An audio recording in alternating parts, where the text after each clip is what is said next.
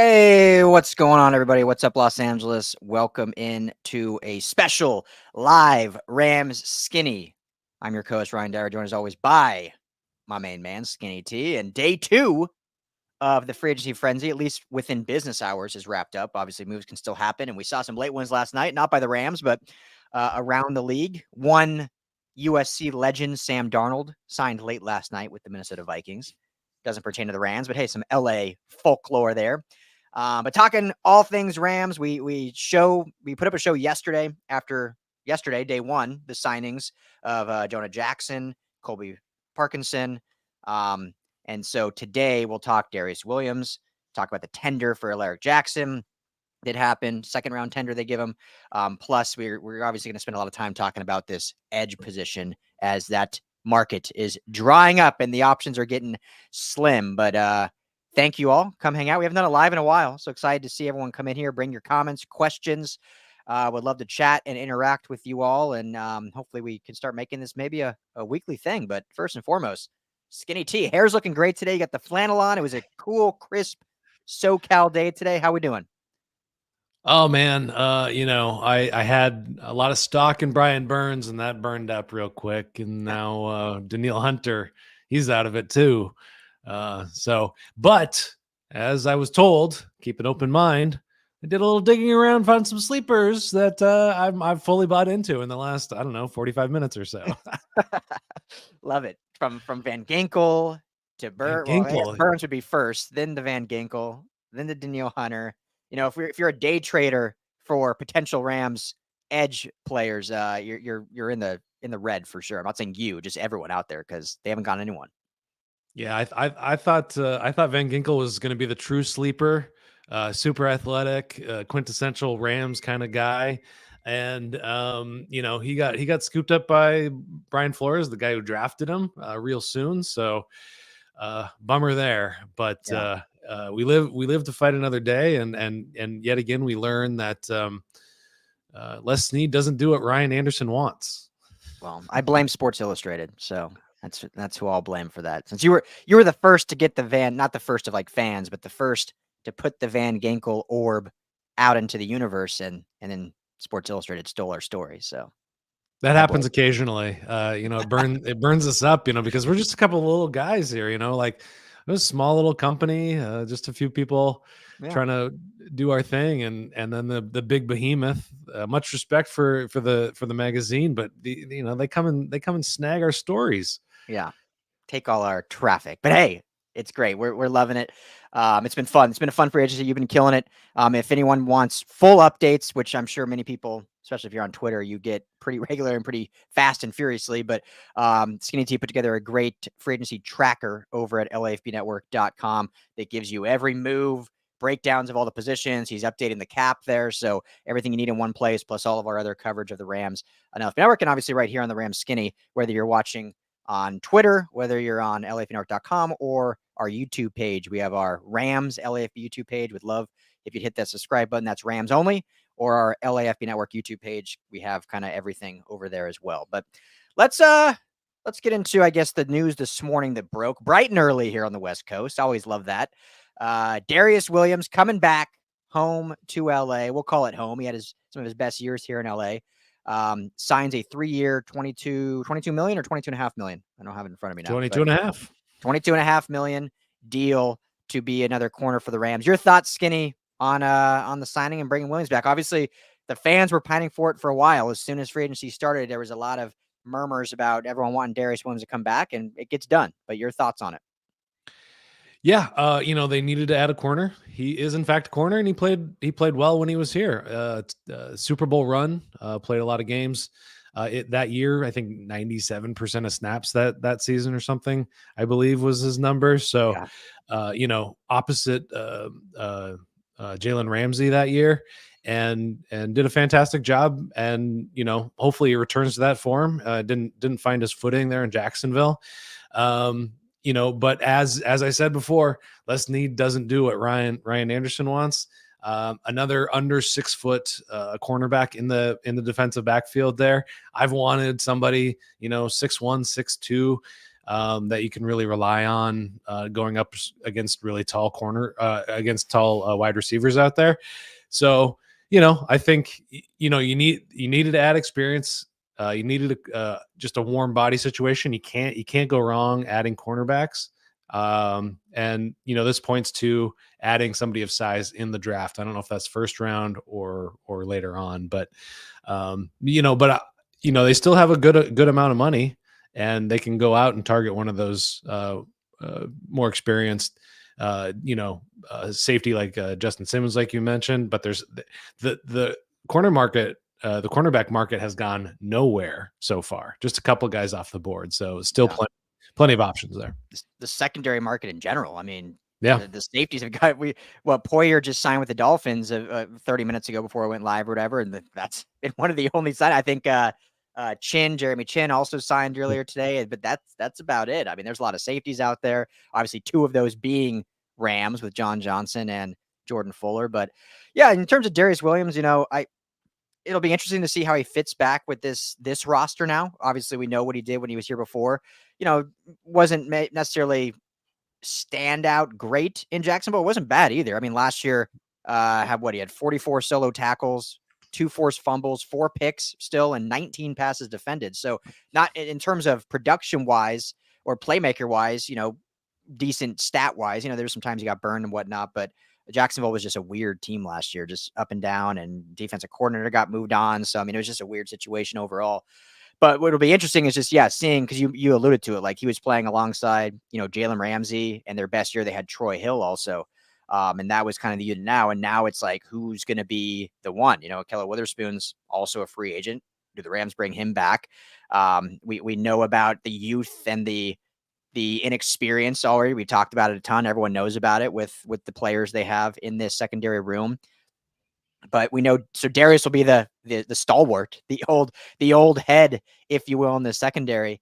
But what I like about it the most is, at least it doesn't pigeonhole them into being forced, or not necessarily forced, but like really strongly needing to take a corner early in the draft. Still can do that. I still, if they end up getting an edge at some point, which we'll talk about here later on the show, there's no reason why they can't take a Kool-Aid McKinstry or one of these top guys at 19. But at least now, because they did sign a corner, one they're familiar with, one that played for Aubrey Pleasant, who was here before, at least they're not like forced to be like, oh man, we really need some corner help here in the draft. But they need more still regardless, but at least they're not forced. So I think that's my favorite. There's familiarity there. We know he has some good talent. We know he's, a good team guy. They get him for, I'm bad at math, but what is that? 7.25 average per year or so million, which, isn't necessarily pennies, but it's not, breaking the bank. It's not the 20 million they were paying Jalen Ramsey 2 years ago.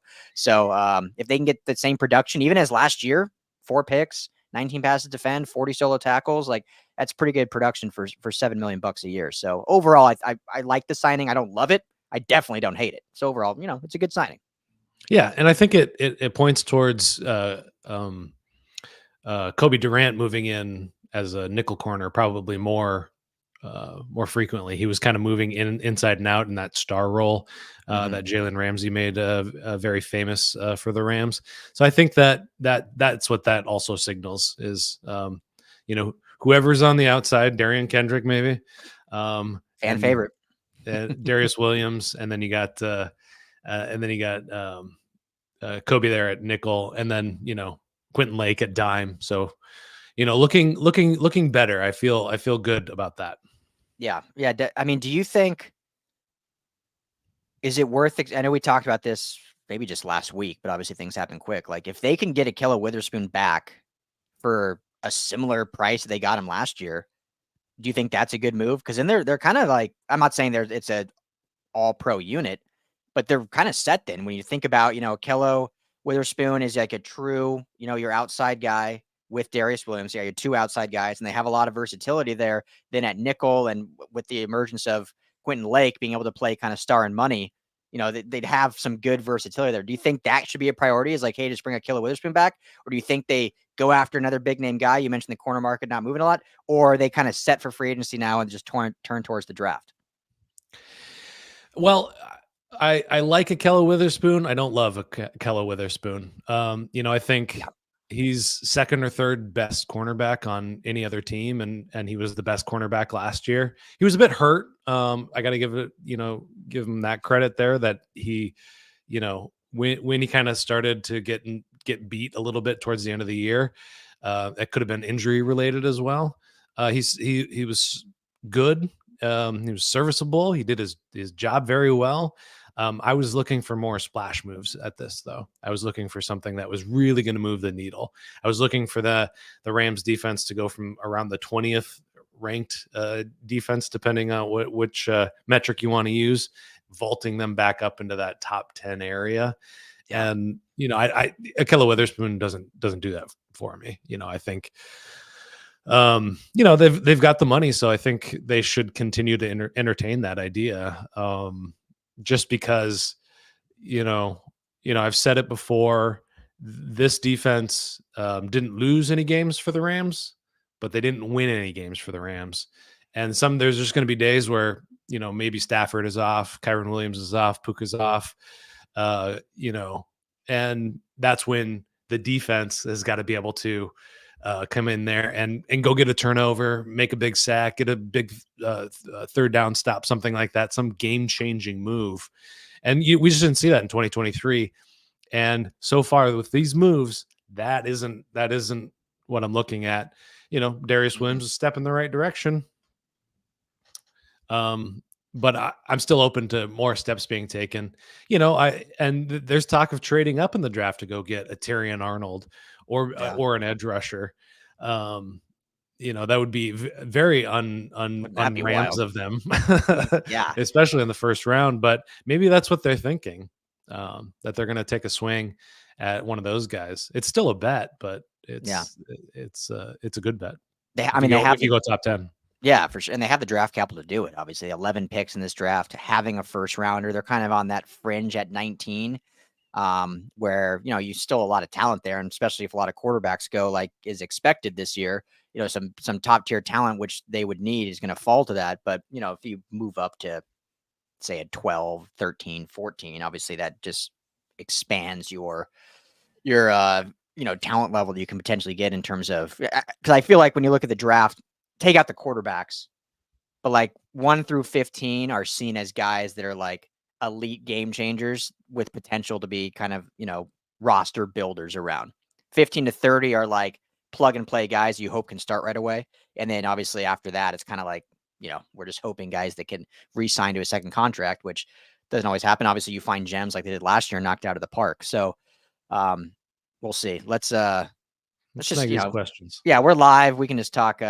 I know everyone wants to talk edge. So, Julio, I hope we get an edge player, but I'm skeptical, honestly. You're not alone. Chris, would you prefer to draft an edge in the first or still sign a free agent with what's left? I have my opinion on this. I will let you comment on this first, Skinny. This will lead into you said you fell in love with some sleepers in the last 45 minutes. So this can lead into that. So there you go. Oh, edge. We're talking edge. I thought we were talking cornerback just now. Yeah, we moved on past corner. Darious Williams, welcome back to LA. Moving on. Okay. At this point, drafting first round edge or getting edge rusher in free agency. Is that the question? First round edge or just drafting it? I'm going to say edge in the I'm going to first. say I prefer drafting an edge rusher in the first. Either trading up and getting one of the top 2 guys. I'm forgetting the guy's name from Alabama, but I really like him. Not Jared Verse. I don't like Jared Verse as much. I don't think he's a very Rams edge rusher. But I also love Leate Latu. We've talked a lot about Latu.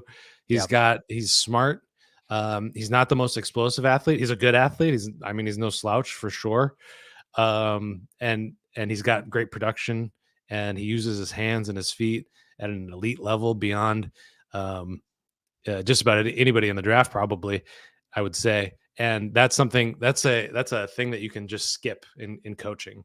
If the guy has elite hands already, that cuts out a huge portion of what you have to do in coaching. So, That's how I lean. What do you say? I mean, I think both. I'm gonna go, full have my cake and eat it too here. Like I think the Rams need to get an edge in free agency, whether it's a star, which there's not a lot of stars left, certainly in just free agency, but there's some to be had in trades, which we've talked about and we'll talk about more right now in terms of, I think Josh Allen's the pipe dream, but they're gonna have to give up too much for that. And I don't know if they'll have the cap to make that one work anymore because he's gonna get 20 million plus. But obviously Joey Bosa and Khalil Mack are both, we'll just call them available. They're available. The Chargers are still 25 million over and they have 12 hours to get under the cap. So they're either cutting one or two of those guys or trading for peanuts. But I'll mention but regardless of that, and this is where I can ask you about sleepers, but the Rams need to sign an edge guy regardless. Like they need, I mean, right now you're talking about, you have Byron Young, who I think has a ton of promise, great rookie year, really excited about him. And after Nick Hampton right now is starting, because remember, Michael Hoyt is a free agent who they haven't brought back. So you got Nick Hampton and O'Shawn Mathis and Zach Van Volkenberg as like your other edge options right now. So you got to sign someone else with some veteran prowess. And then if you draft someone, go ahead. Were you going to say something? Oh, Chris, let me know who it was. Dallas Turner is who I was thinking of. So I appreciate that, Chris. There you go. And then if you draft someone, which I think they should do, that's still my pick, especially with signing Darious Williams. My first round pick is the edge position. But even still, like I talked about it last night, so I'll just repeat myself if anyone didn't hear it. I don't feel great about going into the season with Byron Young and a rookie as my two edge starters. And, everyone will say, and rightfully so, well, look at last year. Like last year was Byron Young, a rookie, and Michael Hoyt, and their defense did great. The difference is last year there were no expectations, and the Rams exceeded those expectations. They played great. Defense played above expectations. Those two guys and Byron Young developed very quickly. But now the expectation is to get back to the big dance. Like this is now, we're in a Super Bowl window now. And so now things are going to be a little more critical. And the defense as it stands right now is worse right now than it was heading into last season. Because you got no starting safeties right now. Jordan Fuller and John Johnson gone. And you're missing Michael Hoyt was your starting edge. You're missing him. You're missing a linebacker. Christian Roseboom is not back with the team currently. And so they're worse now. And so you have to address some of these before going in the draft when you're in panic mode and you're like, all right, you never want to be drafting for starters.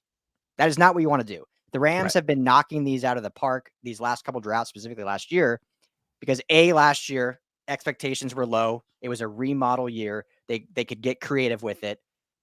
B, the coaching was great and develop those players, but they weren't forced to draft those guys as starters. Now, a lot of those guys became starters, obviously, with Byron Young, Kobe Turner, Puka Nacua down the line.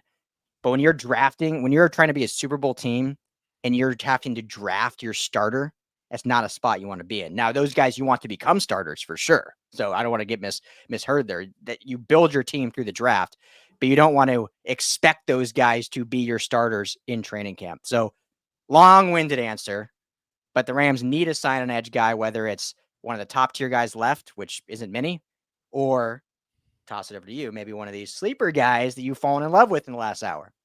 Yeah, and I'll just say this on draft picks. Development is not linear. Just because Kobe Turner had a fantastic rookie season doesn't mean he's going to have a better year or even as good of a year. I don't like to say that because I love the guy and I love what he did.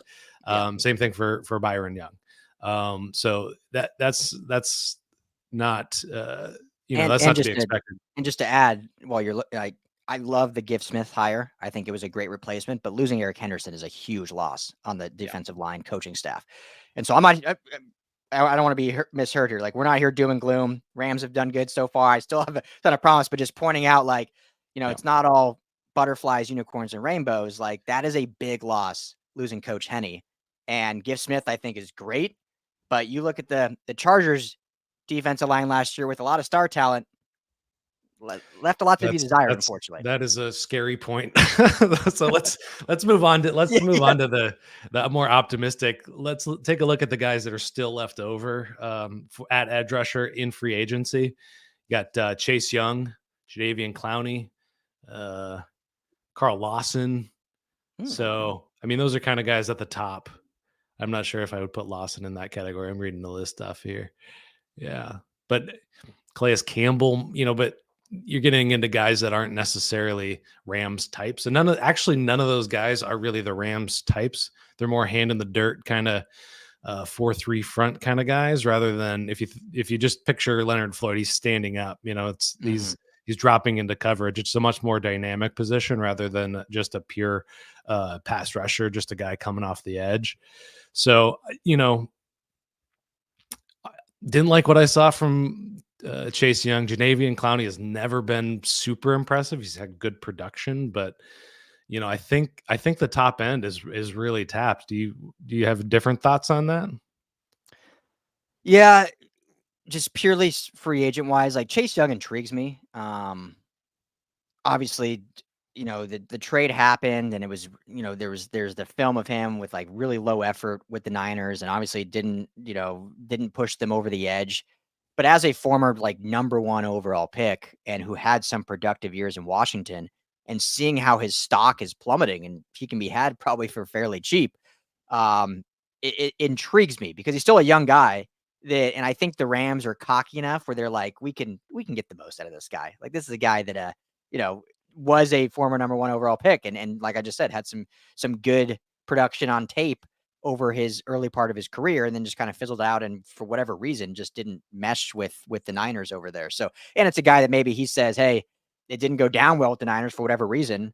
Let me go to their rival and prove that I am still an elite player. So I'm not saying I'm in love with that idea, but if the price is right, I mean, the age is right, the body type's right, he kind of fits the mold of a guy that was not necessarily a castaway, but like a high end draft pick that didn't pan out with his former teams. When you look at Dante Fowler, drafted 4th overall, the Rams picked up in free agency or trade, I think, actually. When you look at Leonard Floyd, drafted 8th overall by the Bears, had his best year with the Rams. This would fit in line that Chase Young maybe have his best years with the Rams. So of all those names, like, he intrigues you the most. If you can get him for, I mean, what do you think his market value is right now? It can't be incredibly high. I mean, Danielle Hunter, I saw someone just comment there. He just signed with the Texans for what, 26 million per year. I Yeah, mean, a Chase lot Young's of probably going to guarantees get, in there too. yeah, Chase Young. You think does he even get half of that?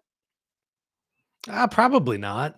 I mean, it's hard to say at this point because there's going to be a desperate team out there that a dumb team. Let's say that. So, but we've talked about Bosa and Khalil Mack before.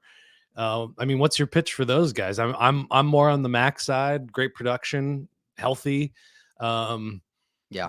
He's going to get cut or he's going to get traded as the Chargers try to get under the cap. 26 million, no, 24.5 million now, if my Oh counting yeah. is correct, but They cut couple some couple practice of squad guys.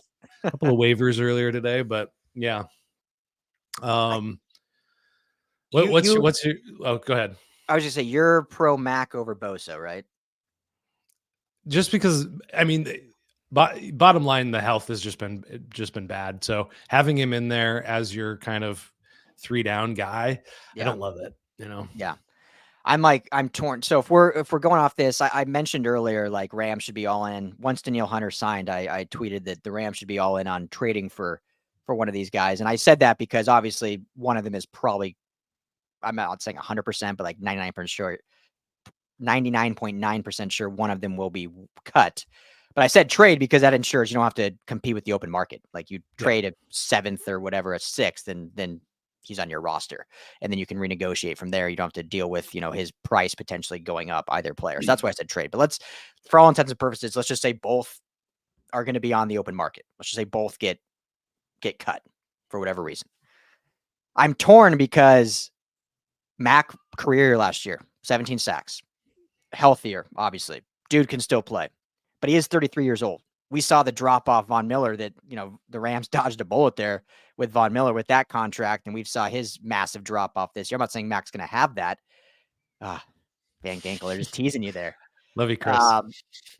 Not saying he's going to have that, but, he'll be 34, I believe, when the season starts. Bosa has really bad injury history, but is still under 30 as it currently stands. If you can make a new contract, because again, they'll be cut. So you're now building a new contract. If you have, certain injury clauses in there, which I'm sure they would have. And with the Rams training staff, there's something about the upside of Bosa and the 4 years or so younger that he is, and the added element of playing your brother twice a year and wanting to beat him brothers love each other, but you're also competitive and you want to beat each other. There's something added there that I like. So I'm so torn. Like max production last year far outweighs, his health far outweighs, but the ceiling of Bosa and the youth, I guess, or the age turns me that way. And you can probably get him maybe even potentially cheaper just because of the injuries, even though all the upside that I just said. So I don't know. I go back and forth, but I truly believe, I think one of those guys is going to be a Ram. I really believe that. One becomes a Ram, the other becomes a 49er. There's a lot of Bosa talk, which is fun. Yeah, but the Niners just signed like 2 edge guys, right? So I wonder if they're they have no defensive tackles. So, but again, they might end up getting just a sweetheart deal so that he can kind of finish his career out with his brother. Yeah. Who knows? Their mom wants them together, right? And that came out. Yeah. Duh. Instagram comments, Yeah. What mom doesn't want their sons playing together? So I don't think that's not going to dictate where they end up. I don't think. I hope not. So yeah, we've waited long enough. My sleeper picks. I'm gonna drop these in here. So Mike Dana, 5th round pick, was playing for the Chiefs. He's a former Wolverine, so he's got that Harbaugh pedigree. But 6.5 sacks last year. The only thing I can really think of that isn't ideal about him is he's 6'2", so he's not kind of that 6'4", 6'5", where the Rams have kind of like to shoot for. But with that kind of production, he's about halfway down the list of these top guys. So I wouldn't mind taking a swing on a guy that used to play next to the second most elite defensive tackle, going to play again, playing alongside the most elite defensive tackle in Aaron Donald. Probably get him for a pretty good deal, probably under 10 million for him. So that's my guy number one. He also had 5 sacks last season, the season before last. So a decent track record there. My second one, 6'4", 267 out of Tennessee, 2nd round pick, Darrell Taylor.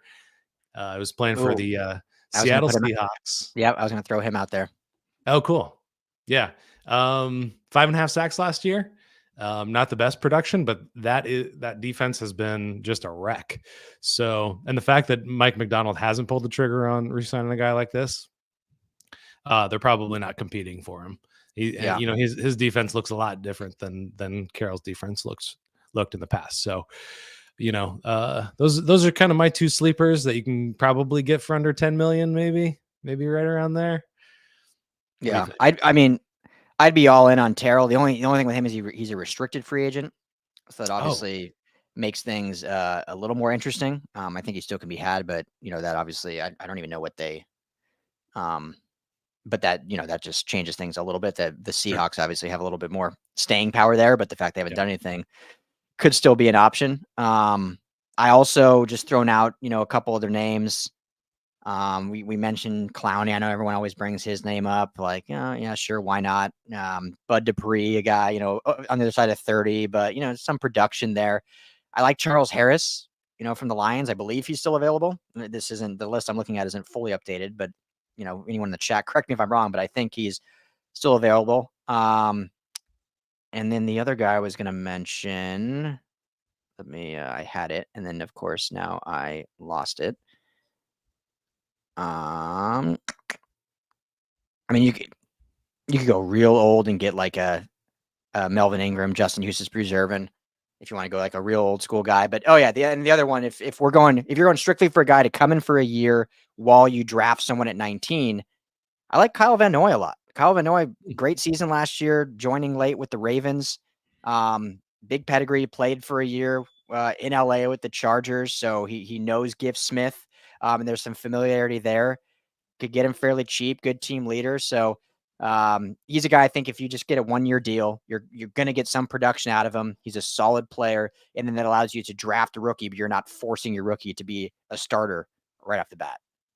Yeah, Ingram's the name in that list that really intrigues me. I was kind of thinking they might pick him up partway through the season. I think he sat out all last year. But last time he played, I think he had about six or so sacks. So that's good production. I'm still open door there. Why didn't the Rams pull the trigger on Brian Burns? Was it the picks or the contract? I think the contract. I'll let you answer. Yeah, it ended up being 105 years, 150 million. So $30 million, second highest paid. You know, what we've learned so far is they're not investing in in the defense. They've spent a pretty good chunk of money I don't know. on offense already. So they're gonna, you know, I just, you know, I always thought they were in the Brian Burns market, but you know, it turns out that their priorities were much different than I thought they were. You know, they're obviously, you know, we've talked enough about the offensive line already. You know, I like the players. I see what they're doing there, fun and interesting. But I want more than duct tape, more than gum and band-aids for the defense. You know, there needs to be solid players that are proven NFL talent. Yeah, I mean they got to add something there. Can't just be Aaron Donald and that's all. Yeah. And Ernest Jones. Can't disrespect Ernest Jones like that. And obviously Darious Williams now coming back, but yeah, and I definitely don't think it was the draft picks for Brian Burns. I mean, what did he went for? What, a third and a fifth? Is what the final deal was? Yeah, no. Yeah, exactly. Third and a fifth. Yeah. So I mean, they offered 2 firsts just a year and a half ago. So I don't think, but yeah, I think it was the knowing they were gonna have to shell out a ton of money.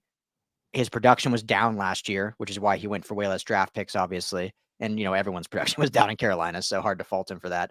Sadly, because our good guy Evero was the DC there, so you thought it would have worked out better, and is the remaining DC there, former Ram coach Evero. But yeah, I think they just knew it's going to cost a fortune. And it could have been. I have no sources on this, but could have been some pride too. Like you get shut down for 2 first-round picks for Burns. You get shut down for CM, Christian McCaffrey, and they end up trading him to your division rival. You're probably like, yeah, we're not doing business with you anymore. Like the effort was there. We tried 2 years, the last 2 years, like we're moving on. We're done with you. Yeah. Yeah. So we got a question here. What do you think on Bobby Wagner? I mean, it's interesting because obviously they signed him a year ago to a 5-year deal. And then we had a really bad year with all the injuries. They released him to let him go back to Seattle. But he would be a fit now because guess what? Like we need another backer. I mean, but I also think that the way they run, if Chris Shula is going to run the defense similar to what Raheem Morris did, they don't run a ton of 2 inside backer sets. They have 2 inside backers and they do run it every now and then, but it's not like 90% of the plays have 2 backers. They run a lot of nickel, a lot of dime situations where they're, having 3 safeties out there, 5 defensive backs or whatever, different edge packages, different blitz packages. And it's not always having 2 backers. Not saying they don't ever, but that was why they let him go in the first place, because they felt really good about Ernest Jones and they thought they weren't getting enough playing time for him with Wagner there. So if Wagner's willing to come in and be the second fiddle to Jones's first fiddle, first chair, if you will, then absolutely. I mean, we talked about this before the show started. Like, the guy led the NFL in tackles last year, 183 tackles, led the NFL, 11 tackles for loss, 3.5 sacks. Like the dude had a great year. He's not a great cover backer, but what you get with Bobby Wagner is a true hard-nosed, run-stuffing linebacker. And so, I mean, if the price is right, I wouldn't be opposed to it. I just think they need to spend elsewhere on defense, as we mentioned, edge, and they got to get a safety, in my opinion. So, but they do need a backer. I mean, it's Ernest Jones, and that's like it. What do you think? Yeah, I mean, it's not a position that they've really invested a lot of money at the last good chunk of time, and they're going to extend Ernest Jones. He's going to end up making a little bit more. He's going to take a big pay bump, and so I think they'll call it good at that. Love Bobby Wagner. I think he did tremendous things in mentoring Ernest Jones. Yeah. You can see the kind of the advancements. I think Ernest Jones has always been good, but he took a huge step forward from 22 to 23 after spending a good amount of time with Wagner. So, yeah, I appreciate what he's done, but I think they'll have to draft at that position as well, and there's some good guys, good linebackers to draft. Yeah. Let's go quickly to the offense. Let's talk this other question. Thought on the backup QB situation. And we talked about this 3 episodes ago. So we spent a good 30 minutes on it for anyone that's interested to go back to that. But But your thoughts? I mean, they haven't done anything yet. What's your thoughts on what they will do, or what they should do, or what you would do if you were Lester P. Skinny T? Again, Les Snead does not care what I think.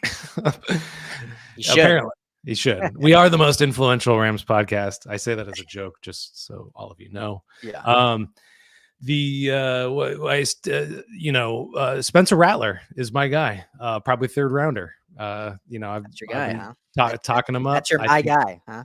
He's my guy. Yeah. Lots of talent. Only question marks are kind of in his attitude, behavior, that kind of thing, which it seems like he's moved on past. He's matured beyond that point. So I like him, and nothing on Carson Wentz so far, but I like him. I like him there as well, just because not only is he a guy that can go out there and win you a game, as we like to say, he's a guy that I think you could use in short yardage situations to pick up 4th and 1s, 3rd and 1s. Have some fun with it, yeah. He's a big dude. And we saw he played in that 49ers week 18 game, and they used him a couple of times in that situation, and it's such a breath of fresh air, because it's like anytime Stafford has to do that, it's like, no, please don't. So you just go down, just take the sack. You just send Big Red in there and let him take care of it. That's right. Which he's, unfortunately, that's what kind of ruined his career, was doing that. But against the Rams, ironically enough, at the Collie at that grade, and I believe week 13 it was, when he was on an MVP campaign. But yeah, to me, Carson Wentz is the ideal backup. I'm sure him and his agents are waiting out to see if he can get a job out there that lets him compete for a starting role. Broncos obviously are looking for a quarterback. We just saw the Vikings sign Sam Darnold for 1 year for $10 million. He'll compete to be the starter. There's a few other out there that I think he would have the ability to compete. Whereas the Rams, he is the defined backup. And we talked about on that episode, Skinny, that, I think we looked, what is he, 29, 30 ish, 29, 30. And so, if Stafford finishes out his contract in the next 3 years, like if Wentz can stay healthy and be in the system, at 33, potentially he takes the reins over and, has a nice 4-year run here in LA, 4 or 5 year run here in LA as the starter. So maybe that's something in the back of mind, but it'd be silly of him and his agent to not at least test the free agent waters and see what's out there for a potential QB starting job, which I think is why he hasn't been signed by the Rams. I don't think it's necessarily the Rams. I think it's more him saying, like, let me, see what I can get, because I know what's happening here, at least for the next 2 to 3 seasons. But he, to me, is the best option. I mean, who else? We talked about a lot, but who else is left in free agency? And then we'll talk a little draft too, as you mentioned, Rattler, and I'll give my 2 cents on that too. But who else is left in free agency that you would, if Wentz, let's just say Wentz gets the Denver job, like who else would you be like, all right, this is a good a backup to bring in for, fairly cheap? All my guys are gone pretty much from free agency. Gardner Minshew was a pipe dream. I knew it was never going to happen, but he's just so much fun. Yeah. Such an LA kind of a 15 million for a backup per year would have been tough, but he would have been such a fun fit here. Jacoby Brissett, not enough people. He's gone. Yeah, I know. That's what I'm saying. Tyrod Taylor, another guy that I like, backing up. Is he back in Jets? Okay. I saw New York, but I thought he might have been. Anyway, the only guy that has any upside to me off this list left is Tyler Huntley, and okay job when he had to fill in for Lamar Jackson, but he adds wheels to the Rams offense, and we saw Bryce Perkins kind of in that role, but just to change of pace, again, bring him in on 4th and short and go for it. You gotta account for him. That's not something the defense had planned for. It gives a little bit of a nugget interest in there. Not the guy that's going to take over for you, but yeah. And yeah, good. Sorry, go ahead. No, yeah. I mean, you said it. I mean, if Wentz does sign elsewhere, we're in the, Joe Flacco technically is still out there. Yeah. But, I'm not opposed to Joe Flacco. Yeah, he'd be a fine backup. So, I mean, I think he's going to get probably bigger offers than what the Rams want to pay a backup, but he's out there. Then you're looking at literally like Easton Stick, Trevor Siemian, Matt Barkley, AJ McCarron, Like that's kind of what you're looking at as a backup, which obviously based on what happened last year, even though it was only one game, like you want to have a guy that can come in and yeah, there you go. What about Flacco? So if Carson, I think we're at the point now, Skinny, where if Wentz signs elsewhere, like the Rams should probably draft a QB regardless, just to have some competition, some youth. But if Wentz goes elsewhere, they're I think forced to draft a quarterback because you do Yeah. not want to go into the season again with another quote like Brett Rippon situation at backup. And I Yeah. know Sean McVay and Les Snead have never put an emphasis on the backup quarterback. They never have. But I think last year This was is the year to do it. Yeah. yeah, this is the year. Like you're in your Super Bowl window. You know, your 3 year so Super Bowl window. This team isn't going to go far without Matthew Stafford. But if he, God forbid, misses 2-3 games, if he misses the season, it's done regardless. But if he misses 2 or 3 games or 4 games, you need a guy that can go in there and win you some games. And outside of Wentz, I don't think there's any free agent left that I feel pretty good about that happening. And so you're going to have to use probably a second or third to get a Rattler, like you mentioned, or get if a Bo Nix falls that far, which I'm not super high on Bo Nix, and I certainly don't want him in the first round, but or a Michael Penix or something like that. So I mean, they might be forced to if they don't get Wentz back in free agency. Your thoughts on that? I don't like that. That's all I have to say about that. So are we saying they need to go all in on Wentz right now? Like screw the edge position. They need to make sure Wentz is back. Is that what we're saying now? I mean, it's not wrong. I mean, I'm not saying screw the edge position, but like, it's a violent game out there, and Stafford has had enough violence brought upon him. Yes, and so they're protecting him more with their offensive line choices that they made this offseason so far. But looking at the free agents, I don't like that. I don't like drafting Bo Nix or Penix as high as they'd have to. Bo Nix is getting first round consideration now. Some people are mocking him to the Rams, and it's just like that's didn't PFF mock him to the Rams just like last week? Yeah, exactly. So wasted pick. They've got to figure it out just so that they can have this guy, and they got to figure it out sooner than later because I mean there's nobody left on the board in free agency, so they're kind of getting themselves between a rock and a hard place. And I think that Carson Wentz will get some of those offers. Carolina is an idea I've had. Denver's looking for quarterbacks. There's places that are having QB competitions out there. So yeah. I mean, last one to mention, and then we got to get to this comment because it'll tickle your heartstrings since you just wrote an article about it today. Zach Wilson, that's a rumor going around. I have my thoughts on it, but if they missed out on Wentz, do you think the Rams go after it? You got to trade, and Michael LaFleur, we know, is not a fan of Zach Wilson from his time in the New York Jets, which is why I never understood the rumor, because people that rumored it is like, well, yeah, Michael LaFleur was his OC, but they did not like each other. Like Michael LaFleur was pretty clear. He benched him for Mike White. Yeah, pretty clear he did not think he was a good quarterback. So I don't know, just because someone played with someone doesn't mean all of a sudden it's a good connection. But is that something they could get past? What is he, 24, 23? Still young? Is that a better scenario to you than being forced to take a QB in the second or third round? Which the Rams I would rather take a bet in third or fourth, fifth, sixth, seventh round than trade any of those assets for Zach Wilson. Zach Wilson is not a guy that has proven that he can win in the NFL. Period. Yeah, that's it. And you've made the rest of the point for me, so I don't have to drone on about that. Let's get to the real question. The real question. Kicker. I hit it. Kicker situation. I'll just leave it to you. You wrote an article today about it. Yeah. Rams need a kicker. They needed one last year too. Yeah. So Brett Maher's a free agent. He missed. So they left 38 points off the board, impossible points from missed field goals and extra points between their two kickers last year. They went into the season 38 points. 38 points. Yeah.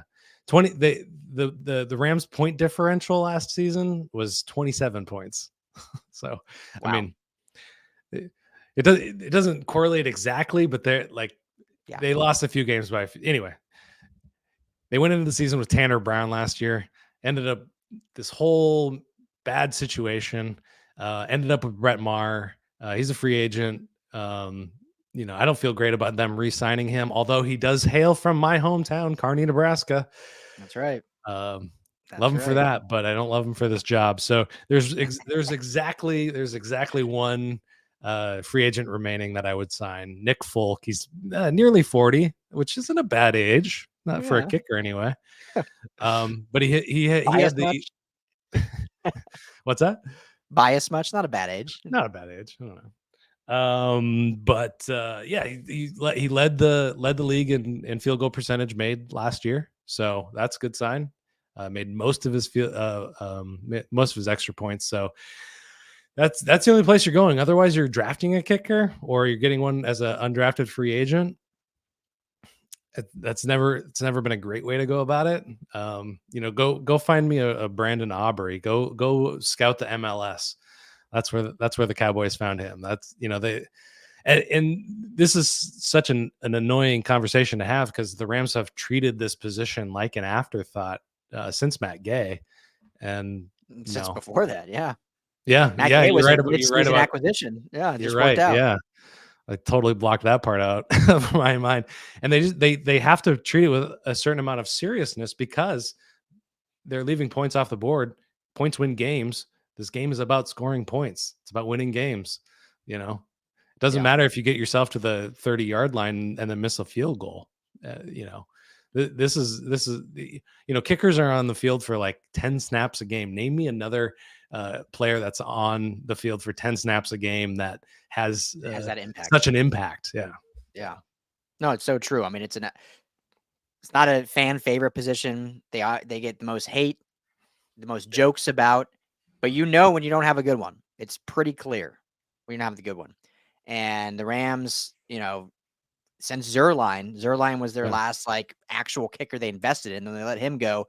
It was kind of a turnstile. They got lucky. Matt Gay released by the Buccaneers and came and found life here in LA. And then I get it. They didn't want to pay him $4 million plus, which I think what the Colts gave him, which is a pricey figure for a kicker. But obviously it paid its ugly head last year. The offseason, they were shedding just everything.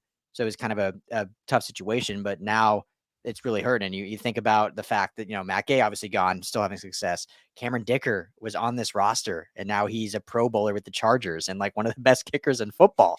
Dicker the kicker. So I think at this point, Skinny T, this is why I think the Rams are going to do a kicker. Because I don't think after the Sam Sloman experience, after, as you mentioned, Tanner last year, which was a guy they brought in, rookie, I think the UFL kicks off in 2 weeks. I think they're getting their kicker from the UFL. That's how it's going to go down. I don't think any of these free agent kickers, unless they bring Maher back for cheap, just because there's some familiarity there. But I don't think they're going to go after any of these kickers remaining. I think the UFL is going to define the Rams kicking game, and the Rams are going to go after one of these UFL kicking behemoths. The Rams finished their special teams negative 9.2 DVOA. That is the lowest special teams DVOA in the entirety of since it's existed. That's how bad the special team situation, and the kicker had a good amount to do with that. So, and their assistant special teams coach got promoted to another team. Yeah, interestingly enough, and they kept their special teams coach. Yeah, they just hired in 2023. A lot of youth, a lot of youth. We'll give it that as the benefit of the doubt. But yeah, UFL. Mark my words. Rams are getting their kicker from the UFL. Kicks off in 2 weeks, March 30th, baby. Anything. Just figure it out.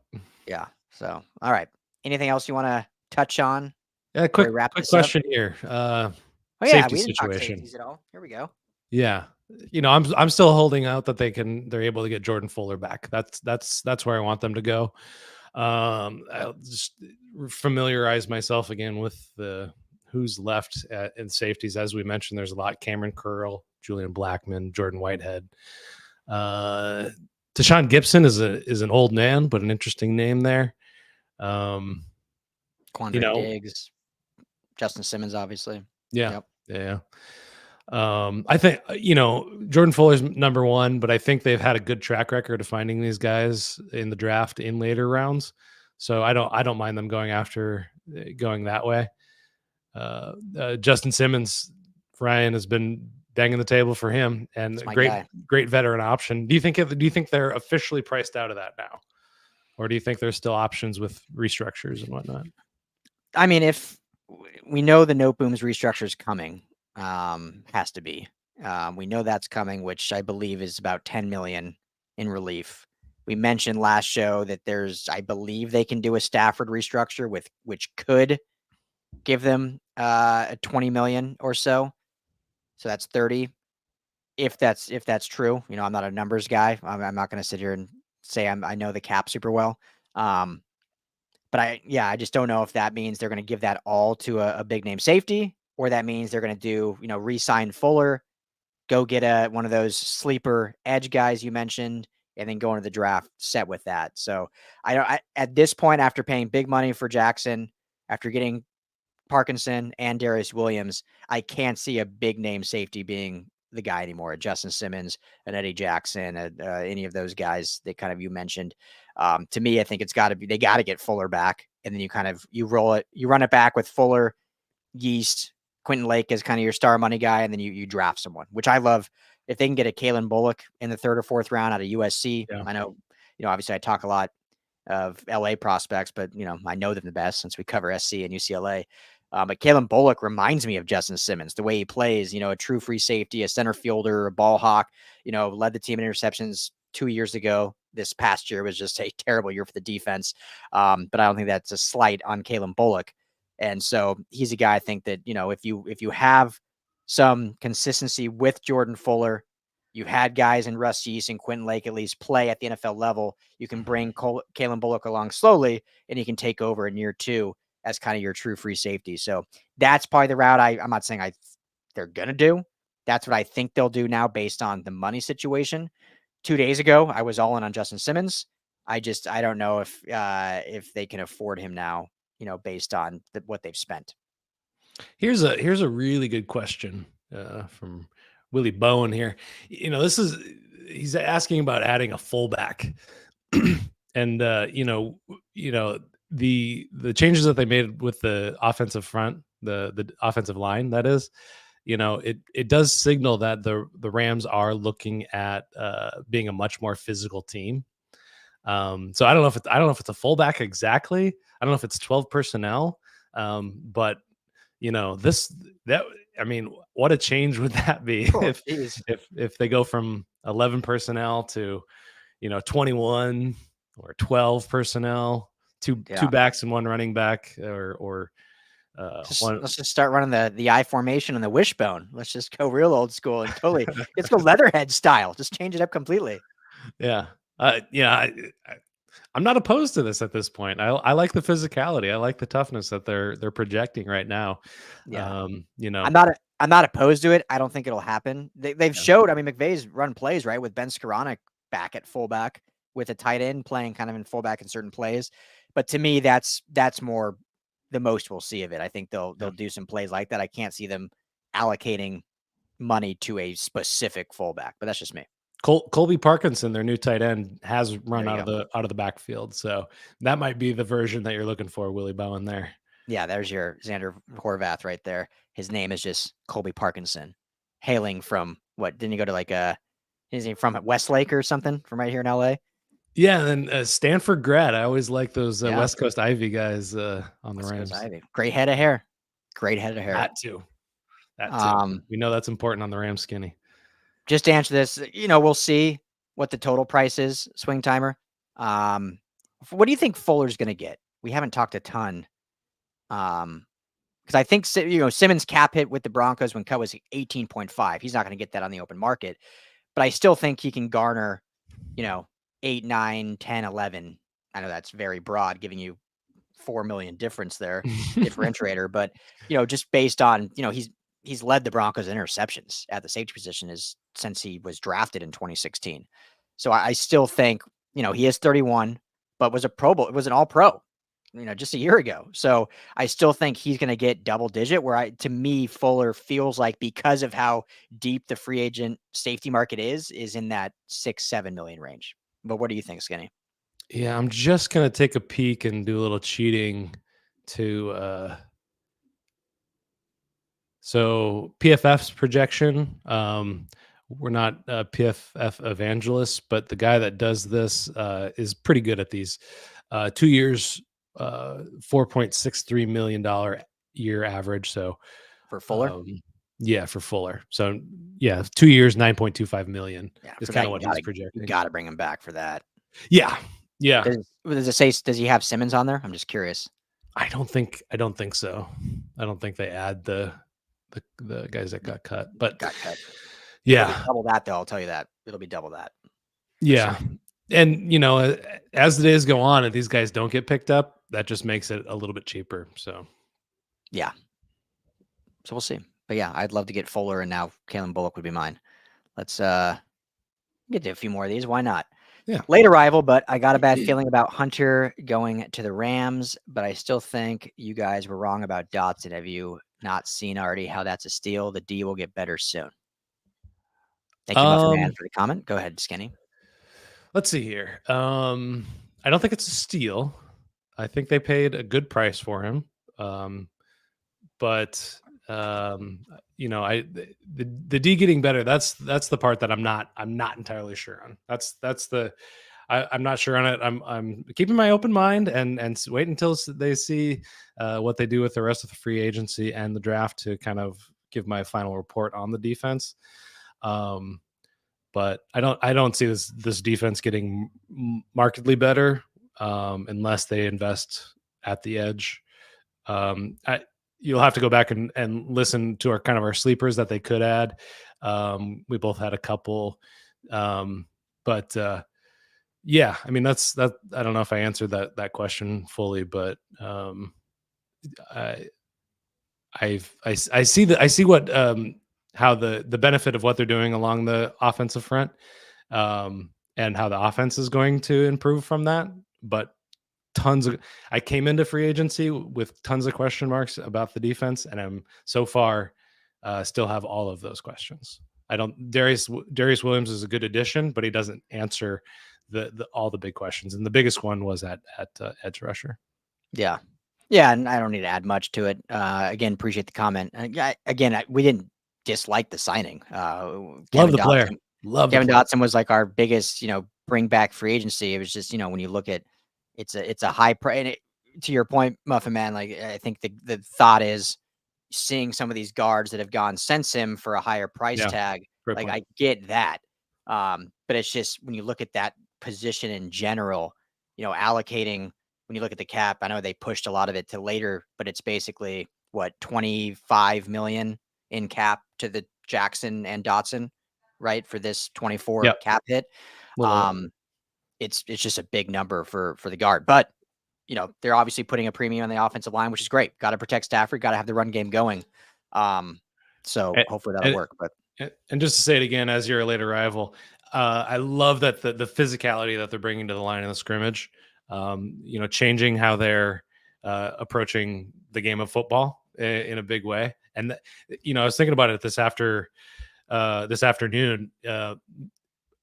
One of McVay's difficulties in his coaching career is pivoting. Whether that's pivoting partway through a series, partway through a game, getting away, changing his offense completely. That's what he's doing now. He's making a big shift, and so we got to praise him for shifting as the world of football moves towards limiting explosive plays with the two high safeties, the Fangio Staley defense. The physical fronts is what those defenses dare you to run the ball, and if a team dares you to run the ball, you got to be able to run the ball, and they're definitely going to be in that conversation. Yeah, absolutely. So it's great, and I don't want to keep hammering this point down, but this comment by next year, Dotson will be a low paid guard of his caliber. Great, I do agree with you. No way D is abandoned during Super Bowl run. Well, as of right now, it is been abandoned. So we'll see. Hopefully there's a shift, and if these restructures, they can sign some of these guys. But right now, we said it at the top of the show, we kind of went into it. This D is much worse on paper right now than it was at the end of last season. You have no starting safeties, Jordan Fuller and John Johnson. You're missing a starting backer, Christian Nosboom. You're missing a starting edge, Michael Hoyt, and you're missing your defensive coordinator and your linebackers coach in Raheem Morris and Jimmy Lake. Chris Shula could be great, but he's a rookie defensive coordinator, and you're missing a lot of starters in that line, and they've done nothing to add minus Darious Williams. And you can't expect to go into the draft and hit like they did last year. Last year was an unbelievable draft. Hats off to the entire staff and Les Snead and Sean McVay.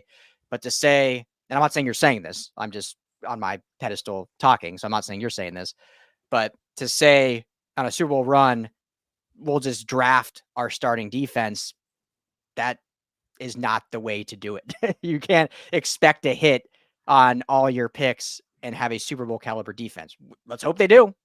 They did last year. It was great. But as of now, 100 and what, Skinny? 60 million to the offense, 52 to the defense, and 30 of that is Aaron Donald.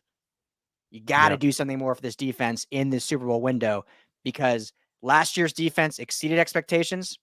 As of now, the defense is worse, and this is now a Super Bowl team, and so the defense is going to be expected to do a lot more. Yeah, we've seen a guy like Jadeveon Clowney get drafted super high and just never pan out. That's the risk. That's, but we hope for the best, and draft season is full of optimism. Every guy's going to hit. So, yeah. I mean, and it's a good year to need defense, because there are some definitely good defenders, and the Rams have proven they can draft well. So we just got to see it happen. In terms of cap space, they do sit at 16 million right now, with the chance that they're going to restructure Joe Noteboom, which should give a good amount of money. There's other options for restructures, but that's the only one that I've heard legitimately talked about at this point. Yeah. And then just final thing, and again, seriously love the engagement. I don't disagree with you. I think they definitely will restructure, but all the big names in free agency are gone. So now you're restructuring for lesser players to fill those positions. And there's still some talent out there. We talked about it all at the beginning of the show at some of those positions. We just talked about safeties, obviously.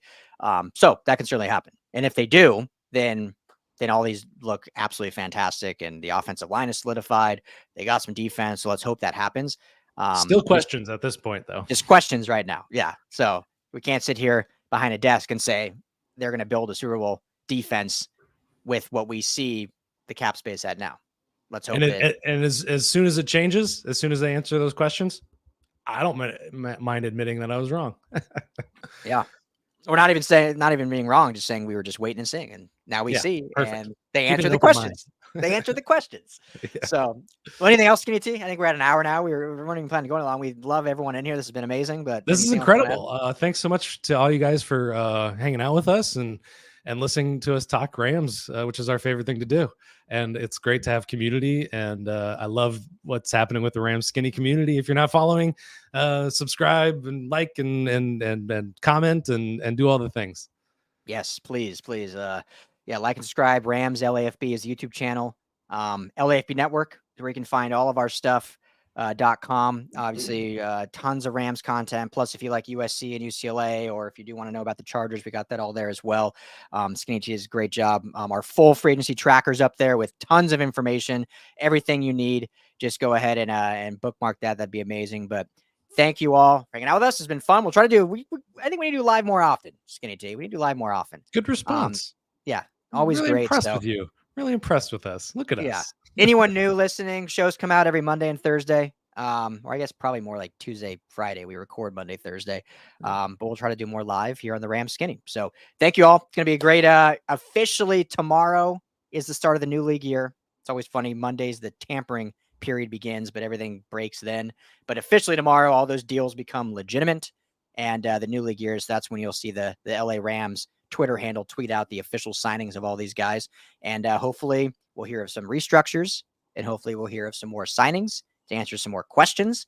And we can come on here next week and be excited, or even come out here on Thursday and talk about some great defensive moves that have answered some questions. So for Skinny T, I'm Ryan Dyrud. Thank you all so much. Were you going to say something else? No. Okay, look like you were getting Nancy to chop in. So thank you all so much for hanging out. Appreciate you. Everyone have a blessed Tuesday evening. At the latest, we'll talk to you all here on Thursday.